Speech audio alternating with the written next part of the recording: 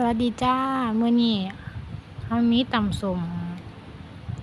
มีไก่ย่างมีขนมเส้นแล้วก็มีไข่ต้มเด้อจ้ะ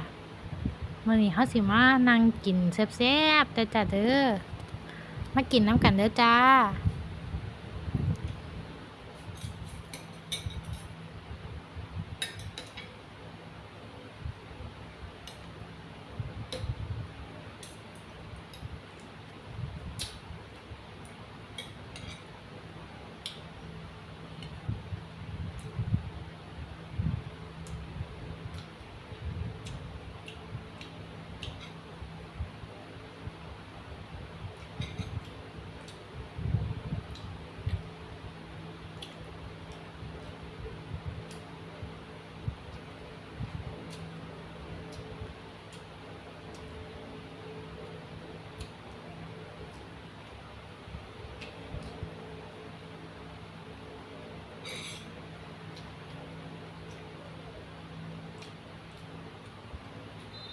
มีฮอดเสียงเป่านกหวีดเด้อจ้ะพอดี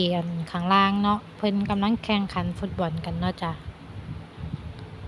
เฮาก็มานั่งกินอยู่เทิงห้องแซ่บๆ